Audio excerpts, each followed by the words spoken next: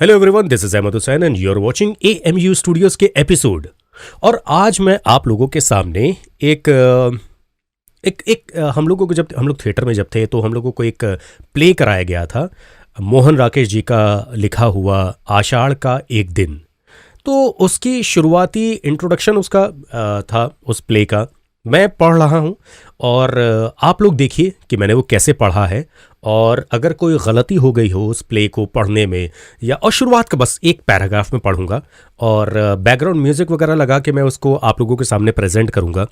आप लोग देखिएगा और बताइएगा, कोई गलती हो गई हो तो बताइएगा, कहीं कोई मिस्टेक हो गई हो तो प्लीज़ मुझे आप लोग मैसेज में बताइएगा, और अगर अच्छा लगे तो भी बताइएगा। क्योंकि भाई कोई तारीफ़ करता है तो किसको बुरा लगता है।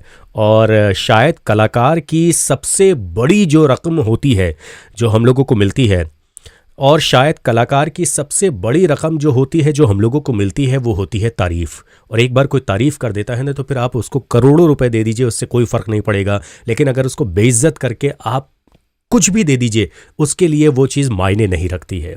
तो मैं पढ़ने जा रहा हूँ, आप लोग प्लीज़ मुझे बताइएगा। और अगर आपको कुछ सीखने को मिले तो डेफिनेटली आप उससे सीखने की कोशिश करिएगा।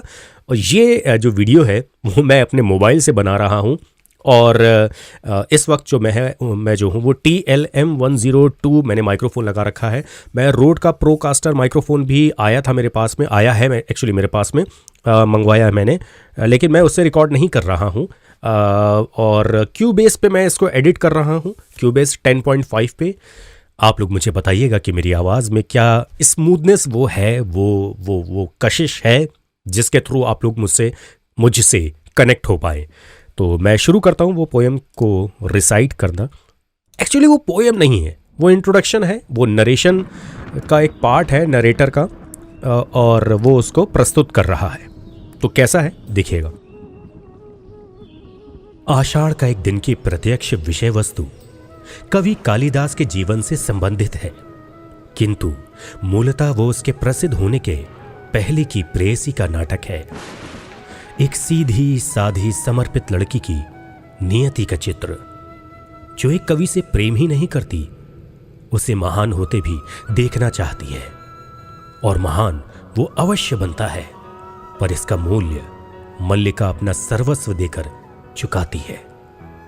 अंत में कालिदास भी उसे केवल अपनी सहानुभूति ही दे पाता है, और चुपके से छोड़कर चले जाने के अतिरिक्त उससे कुछ नहीं बन पड़ता।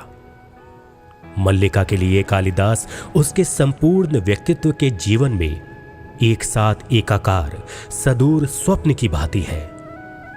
कालिदास के लिए मल्लिका उसके प्रेरणादायक परिवेश का एक अत्यंत जीवन तत्व मात्र। हिंदी में बहुत अच्छी, पता नहीं, मुझे नहीं मालूम कि हिंदी में पढ़ पाता हूँ, अच्छे से नहीं पढ़ पाता हूँ। पर अगर आप लोगों को अच्छा लगा तो प्लीज़ मुझे कमेंट करिएगा, बुरा लगा तो भी कमेंट करिएगा, ताकि मुझे सीखने को समझने को मिलेगा। और बस मैं यही कहना चाहता हूँ कि ऐसी छोटी छोटी वीडियोज़ हैं जो मैं बना रहा हूँ, इसको कुछ ऐसे भी पढ़ सकते हैं। आषाढ़ का एक दिन की प्रत्यक्ष विषय वस्तु कवि कालिदास के जीवन से संबंधित है, किंतु मूलतः वो उसके प्रसिद्ध होने की पहली की प्रेयसी का नाटक है। एक सीधी साधी समर्पित लड़की की नियति का चित्र, जो उस कवि से प्रेम ही नहीं करती, बल्कि उसे महान होते भी देखना चाहती है। और महान वो अवश्य बनता है, पर इसका मूल्य मल्लिका अपना सर्वस्व देकर चुकाती है। देखिए, फंबल होते हैं, फंबल से मत डरिए। और कोई भी कंटेंट आपके पास जब आता है तो उसमें बहुत सारे वर्ड्स ऐसे होते हैं जो शायद आपने ज़िंदगी में कभी उसको इस्तेमाल नहीं किया होगा। तो ज़बान तोड़िए। ज़बान तोड़ने का जो एक फॉर्मूला है वो यही है कि जिब्रिश की प्रैक्टिस करिए। जिब्रिश की प्रैक्टिस आप लोग कैसे करेंगे?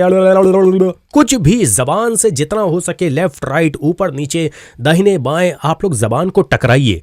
तो क्या होगा? ज़बान टूटेगी। और कोई भी वर्ड है जैसे कि आप नहीं बोल पा रहे हैं, मान लीजिए कि प्रेरणादायक एक वर्ड है, ठीक है ना, तो इसको आप लोग अलग अलग सुर पे, अलग अलग पिच पे, अलग अलग एक्सप्रेशन के साथ बोलिए और वो आ जाएगा। फिर जिंदगी में कभी आप प्रेरणादायक, कभी आप वर्ड गलत नहीं बोल पाएंगे। शायद मैं भी गलत बोल रहा हूं, तो मैं भी उसको एक बार कोशिश कर लेता हूं बोल के सही करने की।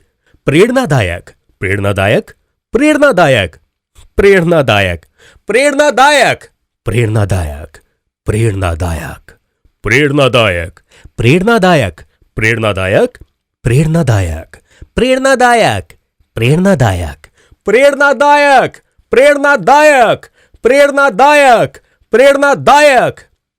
आपने अपनी जबान को तोड़ा, और जबान डेफिनेटली एक बार जब आपकी जबान पे ये प्रेरणादायक आ गया तो फिर आप कभी उसको नहीं भूलेंगे। तो अगर ये वीडियो आपको अच्छा लगा तो प्लीज़ कमेंट ज़रूर करिएगा, क्योंकि आपकी कमेंट मैं पढ़ता हूँ, डेफिनेटली मैं उस पर रिप्लाई करने की भी कोशिश करता हूँ। और आप कमेंट नहीं करेंगे, लाइक्स नहीं करेंगे तो मेरा भी हौसला टूटता है कि यार मैं फिर वीडियो क्यों बना रहा हूँ, क्योंकि यूट्यूब से तो कोई कमाई है नहीं भाई, आप ही लोग मेरी कमाई है। तो अगर आप लोग मेरी कमाई हैं, अगर आप लोग मेरी इज्जत हैं, तो मेरी इज्जत रखने के लिए कमेंट ज़रूर करिए, प्लीज़ करिए, क्योंकि आपके कमेंट मुझे बहुत भरोसा देते हैं कि आप लोग मुझ पे ट्रस्ट करते हैं। ठीक है, तो ये आप भी पढ़ के देखिए, और आप इंस्टाग्राम पे इसको पढ़िए, इसका वीडियो चाहे तो बनाइए और मुझे टैग करिए ताकि मैं भी सुनूं कि आपने कैसे पढ़ा, किस तरीके से पढ़ा, और देखते हैं फिर आगे क्या होता है। तो चलिए मुझे दीजिए इजाज़त, खुदा हाफिज़।